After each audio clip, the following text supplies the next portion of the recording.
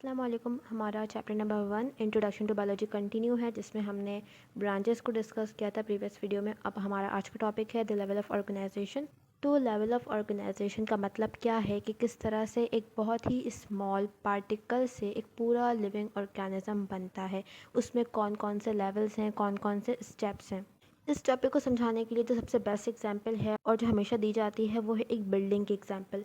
तो एक बिल्डिंग किस तरह से एक बहुत स्मॉल ब्रिक्स से मिलके बनती है। स्मॉल ब्रिक्स से मिलके क्या बनता है, पहले वॉल्स बनती हैं, सही है। फिर वॉल से मिलके क्या बनते हैं, रूम्स। फिर बहुत से रूम से मिलके एक फ्लोर बनता है।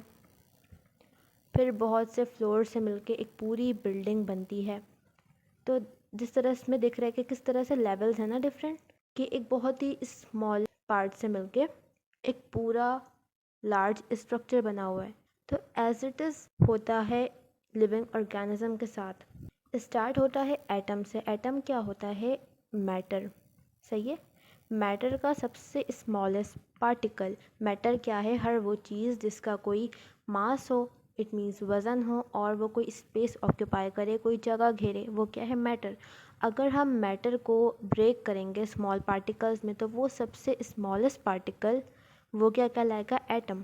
एटम को हम केमिस्ट्री में भी काफ़ी डिटेल में डिस्कस करते हैं, एज इट इज़ है बिल्कुल लिविंग ऑर्गेनिज्म के साथ भी, सही है। एटम्स जब मिलते हैं बहुत सारे तो क्या बनता है, एक मॉलिक्यूल, सही है। सेम एटम मिलते हैं। एग्जाम्पल दी हुई है कि ऑक्सीजन का एक एटम है, एक और एटम आ गया ऑक्सीजन का, जब दोनों कंबाइन हो जाएंगे तो वो क्या बनाएंगे, एक ऑक्सीजन का मॉलिक्यूल, सही है। पहले एक एटम था ऑक्सीजन का, एक दूसरा एटम था, दोनों मिल गए, क्या बन गया, ऑक्सीजन का एक मॉलिक्यूल। अब ऑक्सीजन का एक मॉलिक्यूल, उसके साथ जब और डिफरेंट मॉलिक्यूल्स मिल जाएंगे तो क्या बनेगा, एक मैक्रो मॉलिक्यूल, मतलब एक लार्ज मॉलिक्यूल। एग्जाम्पल है फोस्फोलिपिड की। इसमें क्या है, फोस्फेट। फोस्फेट क्या है, एक एलिमेंट है। फोस्फेट और लिपिड, लिपिड क्या होता है, फैट। फैट का स्ट्रक्चर अगर हम देखेंगे ना तो उसमें हमारे पास हाइड्रोजन भी है, ऑक्सीजन भी है, कार्बन भी है। तो इस तरह से बहुत से मॉलिक्यूल मिलके एक फोस्फोलिपिड बनाते हैं। अब बहुत से लार्ज मॉलिक्यूल मिलके क्या बनाएंगे, एक सेल। इसमें एग्जांपल है फोस्फोलिपिड, और जैसे कि प्रोटीन हो गया, कार्बोहाइड्रेट। तो ये सारी चीज़ें मिलके क्या बनाती हैं, एक सेल। सेल वो स्टेज है जहाँ से लाइफ का आगाज़ होता है, जहाँ से लाइफ स्टार्ट होती है। अभी तक जो एटम है, मॉलिक्यूल या फिर मैक्रो मॉलिक्यूल में लाइफ नहीं है, वो खुद से डिवाइड नहीं हो सकते, सही है, अपनी कॉपी नहीं बना सकते, रेप्लिकेट नहीं कर सकते। लेकिन जब ये सेल के स्टेज पर आता है ना, तो यहाँ पे लाइफ स्टार्ट होती है। ये सेल क्या कर सकता है, रिप्रोड्यूस कर सकता है, रेप्लिकेट कर सकता है, अपनी कॉपी बना सकता है। एग्जाम्पल है क्लेरा सेल की। अच्छा, अब सेल्स, सेल्स तक हम आ चुके हैं। सेल्स जब बहुत सारे सेल्स मिल जाएंगे आपस में तो वो क्या बनाते हैं, एक टिश्यू। एग्जाम्पल दी हुई है एपिथेलियल टिश्यू की। एपिथेलियल टिश्यू होता है, मसल्स हैं, मस्कुलर टिश्यू होता है, सही है, कनेक्टिव टिश्यू। ये सारी चीज़ें हम आगे डिस्कस करेंगे, अभी तो बहुत ही बेसिक लेवल है ये। अच्छा, अब बहुत से टिश्यू कंबाइन हो गए तो क्या बनेगा, एक ऑर्गन, जैसे कि लंग्स। लंग्स में हमारे पास कनेक्टिव टिश्यू है, नर्वस टिश्यूज़ हैं, एपिथेलियल है। तो जब बहुत से टिश्यूज़ मिल जाते हैं तो क्या बन जाता है, ऑर्गन। एटम था, एटम के बाद क्या बना, मॉलिक्यूल। मॉलिक्यूल के बाद macro molecule, then cell, then tissue, then organ. एक ऑर्गन बन गया। ऑर्गन की एग्जांपल लें अगर हम तो जैसे कि लिवर है, ब्रेन है, हार्ट है, लंग्स हैं, स्टमक है, सही है, आइज़ हैं, ये सारे क्या हैं, ऑर्गन्स। अब ऑर्गन्स जब बहुत सारे कंबाइन होते हैं तो बनता है एक ऑर्गन सिस्टम। क्या बनता है, एक ऑर्गन सिस्टम। जैसे कि अगर हम डाइजेस्टिव सिस्टम की बात करें तो हमारे पास सबसे पहले एसोफिगस है, सही है। इसके बाद स्टमक है, लिवर है, हमारे पास इंटेस्टाइन्स हैं, स्मॉल लार्ज इंटेस्टाइन। ये सारे डिफरेंट ऑर्गन्स हैं। जब ये सारे ऑर्गन्स मिल जाते हैं तो फिर क्या बना रहे हैं, ये एक पूरा सिस्टम। अच्छा, अब जब बहुत सारे सिस्टम आपस में मिलेंगे तो वो पूरा एक ऑर्गेनिज्म बना लेंगे। जैसे कि रेस्पिरेटरी सिस्टम है, इसके साथ सर्कुलेटरी सिस्टम आ गया, डाइजेस्टिव सिस्टम आ गया, nervous system, muscular system, skeletal system. इस तरह बहुत सारे सिस्टम्स हैं ना, जब वो सारे सिस्टम आपस में कंबाइन होंगे तो क्या, एक पूरा ऑर्गेनिज्म बन जाएगा। यहाँ पे क्या एग्जाम्पल है, लाइन की एग्जाम्पल है। इसी तरह से पूरी ह्यूमन बॉडी भी इसी तरह से बनी हुई है। अच्छा, हम साथ ही जो ये टेक्स्ट लिखे हुए इन्हें भी थोड़ा सा डिस्कस कर लेते हैं। हमने अभी तक ऑर्गेनिज्म तक बात कर ली है, ठीक है। तो यहाँ पे लिखा हुआ है कि जितने भी मैटर हैं वो किससे बनते हैं, इनके एटम से। एटम को हम फर्दर डिवाइड कर सकते हैं इनटू सब एटॉमिक पार्टिकल्स। ये बातें केमिस्ट्री में बहुत अच्छे से पढ़ लोगे, इलेक्ट्रॉन, प्रोटॉन और न्यूट्रॉन। इसके अलावा लिखा हुआ है कि 16 एलिमेंट्स कॉल्ड बायो एलिमेंट, जो कि हमारी बॉडी के लिए बहुत ज़रूरी हैं। Only 6 element are called basic element of life, क्योंकि इनसे ही मिलके हमारा पूरा स्ट्रक्चर बना हुआ है। जो हमारी पूरी बॉडी का स्ट्रक्चर है ना, वो किन से मिलके बना हुआ है? Carbon, hydrogen, oxygen, nitrogen, sulphur और फॉस्फोरस। तो इन एलिमेंट्स के बिना लाइफ पॉसिबल नहीं है। नेक्स्ट आते हैं मॉलिक्यूलर लेवल पे। By the binding of atom, कैसे बनता है? जब एटम्स बाइंड होंगे आपस में। These organic molecules are called biomolecule. देखो बायोमॉलिक्यूल सिंपली क्या होता है? वो मॉलिक्यूल जो लिविंग ऑर्गेनिज्म की बॉडी में पाया जाता है, वो क्या है? बायोमॉलिक्यूल। इनको हम दो तरह क्लासीफाई करते हैं, माइक्रो मॉलिक्यूल्स और macro molecules. Glucose amino acid और फैटी एसिड्स। ग्लूकोज क्या है? कार्बोहाइड्रेट, सुना होगा। ग्लूकोज किसकी एग्जाम्पल है? कार्बोहाइड्रेट की। अमाइनो एसिड क्या होता है? Building block of protein. Protein जिससे मिलकर बनता है वो क्या होता है? Amino acid. सही है। फैटी एसिड, फैटी एसिड क्या है? फैट जिससे मिलकर बनता है ना, वो क्या है? Fatty acid. जब बहुत से फैटी एसिड मिल जाएंगे क्या बनेगा? फैट।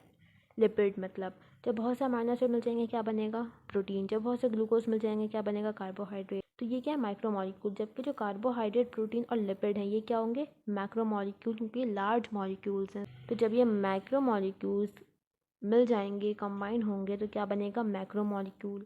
अच्छा, अब यहाँ पे सेलुलर लेवल को हम देख लेते हैं कि बायोमॉलिक्यूल जब work together in form of suspension, it is called protoplasm. देखो प्रोटोप्लाज्म क्या होता है? सेल होता है इस तरह का स्ट्रक्चर। सेल के सेंटर में होता है न्यूक्लियस। सही है। न्यूक्लियस के अंदर एक फ्लूइड लाइक स्ट्रक्चर होता है, और यहाँ पे भी एक फ्लूइड लाइक लिक्विड सा जेल सा स्ट्रक्चर होता है। तो जो लिक्विड न्यूक्लियस के अंदर होता है इसे हम कहते हैं न्यूक्लियोप्लाज्म। जो लिक्विड इस सेल के अंदर है पूरा, इसे हम कहते हैं साइटोप्लाज्म। साइटोप्लाज्म और न्यूक्लियोप्लाज्म को मिला के हम यूज़ करते हैं इसके लिए वर्ड प्रोटोप्लाज्म। तो जब भी प्रोटोप्लाज्म का वर्ड आएगा, इट मीन्स किसकी बात हो रही है? Cytoplasm plus nucleoplasm. सर ऐसे basic unit of living organism. Living organism की जो बॉडी है वो किससे मिलकर बनती है? बहुत से स्मॉल सेल से मिलकर बनती है। बेसिक यूनिट है लिविंग ऑर्गेनिज्म का सेल। जब बहुत से सेल्स आपस में मिलते हैं क्या बनता है? टिश्यू। टिश्यू मिलते हैं क्या बनता है? ऑर्गन। ऑर्गन मिलता है क्या बनता है? Organ system. फिर जब बहुत सारे सिस्टम मिलते हैं तो फिर क्या बनेगा? एक पूरा मल्टी सेलुलर ऑर्गेनिज्म। यहाँ तक हमने डिस्कस कर लिया। कोई प्रॉब्लम है कमेंट सेक्शन में पूछ सकते हो। नेक्स्ट लेवल दिया हुआ है टेक्सोनोमिक लेवल। ये भी क्या है? एक अनदर लेवल है ऑर्गेनाइजेशन का। स्पीशी के बारे में बताया हुआ ये क्या होता है? सबसे स्मॉलेस्ट यूनिट होता है टेक्सोनोमिक लेवल का। ये चीज़ें हम चैप्टर नंबर आई थिंक 3 में पढ़ेंगे काफ़ी डिटेल में। सिंपल समझ लो, स्पीशी क्या होता है? ग्रुप ऑफ सिमिलर ऑर्गेनिज्म जो कि मॉर्फोलॉजिकली सिमिलर हो। सही है। मतलब दिखने में एक जैसे हों। जैसे कि लाइन है, इसकी पूरी अपनी एक स्पीशी है। ह्यूमन बीइंग है, इनकी पूरी अपनी एक स्पीशी है। प्लांट की बात करें तो मैंगो प्लांट एक डिफरेंट स्पीशी है। एप्पल प्लांट डिफरेंट स्पीशी है। Which interbreed and produce fertile offspring. ये आपस में रिप्रोड्यूस कर सकते हैं। नेक्स्ट लेवल है पॉपुलेशन लेवल। इसमें क्या होगा कि all the members of a species के सारे मेंबर्स जो एक जगह पे रहने लग जाएं, वो क्या बना लेंगे? एक पॉपुलेशन। इस हैबिटेट का मतलब होता है वो जगह जहाँ पे कोई लिविंग ऑर्गेनिज्म रह रहा हो। लायन की एक स्पीशी है, वो एक जगह पर रह रहे हैं, वहाँ पे बहुत सारे लायन हैं, उन्होंने क्या बना लिया है? एक पॉपुलेशन क्रिएट कर ली है। A group of parrot living on a tree is called parrot population. उनका हैबिटेट क्या हो जाएगा? वो ट्री। नेक्स्ट लेवल है कम्युनिटी। अभी तक सिमिलर स्पीशी की बात हुई, एक पैरट की पूरी स्पीशी प्लांट पर रह रही है। अब कम्युनिटी में क्या होगा कि डिफरेंट पॉपुलेशन आ जाएगी। जैसे कि ह्यूमन बींग्स यहाँ पे रह रहे हैं, कैट की अपनी पॉपुलेशन है वो भी रह रही है, डॉग की अपनी पॉपुलेशन है वो भी यहाँ पे रह रही है। तो यहाँ पे डिफरेंट पॉपुलेशन है जो कि एक जगह पे रह रही है, ये क्या हो जाएगी? एक community. Group of different kind of bird living on a tree. Habitat same है ट्री, लेकिन यहाँ पे डिफरेंट पॉपुलेशन है। नेक्स्ट लेवल है हमारे पास इकोलॉजिकल सिस्टम। यहाँ पे क्या होगा कि communities always depend upon their non living environment. ये बात बिल्कुल सही है कि जितने भी लिविंग ऑर्गेनिज्म है ना, वो अपने एनवायरनमेंट पे डिपेंड करते हैं। एनवायरनमेंट के बिना लिविंग बीइंग का सर्वाइवल पॉसिबल नहीं है, क्योंकि लिविंग बीइंग जो भी चीज़ें ले रहे हैं वो अपने एनवायरनमेंट से ले रहे हैं। ठीक है। वाटर है, सनलाइट है, एनर्जी है, हीट है, फूड मटेरियल है, तो always depend upon their non living environment in a reciprocal interaction. सही है कि कुछ चीज़ें हम इन्वायरमेंट को दे भी रहे हैं और कुछ चीज़ें इन्वायरमेंट से ले भी रहे हैं, तो ये एक रेसिप्रोकल इंट्रैक्शन है। प्लांट की बात करें, वो इन्वायरमेंट से ऑक्सीजन ले रहा है, इन्वायरमेंट को कार्बन डाइऑक्साइड दे रहा है, तो ये क्या? एक रेसिप्रोकल इंट्रैक्शन है ना। ये क्या है? एक इकोसिस्टम बन गया है। यहाँ पर डिफरेंट कम्युनिटीज़ के साथ साथ इन्वायरमेंट भी शामिल हो गया। इको वर्ड जहाँ भी है समझ जाना कि ये बात किसकी हो रही है? इन्वायरमेंट की। अच्छा, अब नेक्स्ट लेवल क्या है? Biosphere level.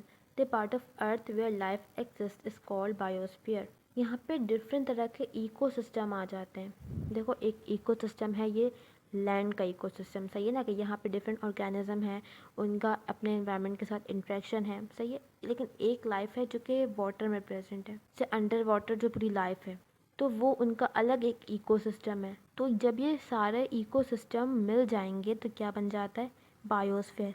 ये वो पार्ट है अर्थ का जहाँ पर लाइफ पॉसिबल है। टेक्स्ट को हमने कवर कर लिया। अब हमने बात कर ली थी ऑर्गेनिज्म तक। ऑर्गेनिज्म मिल जाएंगे, क्या बन जाएगा, पॉपुलेशन। प्राइड ऑफ लाइन लिखा हुआ है, लाइन सिंगल था, बहुत से लाइन आ गए, क्या बना लिया उन्होंने, एक पॉपुलेशन। अच्छा, अब यहाँ पे लाइन के साथ जेब्रा भी आ गए, क्या बन गया, एक कम्युनिटी जहाँ पे डिफरेंट पॉपुलेशन कंबाइन हो जाए, ठीक है। अब यहाँ पे डिफरेंट पॉपुलेशन के साथ क्या आ जाएगा, इन्वायरमेंट, वो क्या बन जाएगा, इकोसिस्टम। यहाँ पर लिखा हुआ है लाइन है, जेब्रा और इन्वायरमेंट भी आ गया है साथ में। अच्छा, अब नेक्स्ट क्या है, बायोस्फीयर, लाइफ ऑन अर्थ। जब डिफरेंट इकोसिस्टम मिल जाए, वो पार्ट होते हैं अर्थ का जहाँ पे लाइफ पॉसिबल है। ये यहाँ पे एक और रिप्रेजेंटेशन है लेवल ऑफ ऑर्गेनाइजेशन की। सबसे पहले एटम्स हैं, एटम्स मिल जाएंगे, क्या बनेगा, मॉलिक्यूल, मॉलिक्यूल मिलेंगे, मैक्रो मॉलिक्यूल्स यहाँ पे नहीं मेंशन है। फिर मैक्रो मॉलिक्यूल्स मिलेंगे, क्या बनेगा, सेल्स, सेल्स मिलेंगे, टिश्यूज़। फिर ऑर्गन्स मिल जाएंगे, क्या बन जाएगा, पूरा एक सिस्टम। जब बहुत से सिस्टम मिलेंगे, क्या बनेंगे, पूरा ऑर्गेनिज्म। अब ऑर्गेनिज्म से आगे का लेवल हम इस डायग्राम से देख सकते हैं, इंडिविजुअल है, उसके बाद पॉपुलेशन, जब बहुत से मेंबर आ जाएंगे स्पीशी के, उसके बाद कम्युनिटी, जब डिफरेंट पॉपुलेशन आ जाएगी, देन इकोसिस्टम, जब कम्युनिटी के साथ उनका एनवायरनमेंट भी शामिल हो जाएगा, बायोम को छोड़ दो, देन बायोस्फीयर में क्या होगा कि डिफरेंट इकोसिस्टम आ जाएंगे। दिख रहा है, लैंड इकोसिस्टम है, अंडर वाटर का भी अपने इकोसिस्टम है, तो सारे इकोसिस्टम मिलकर क्या बनाएंगे, बायोस्फीयर।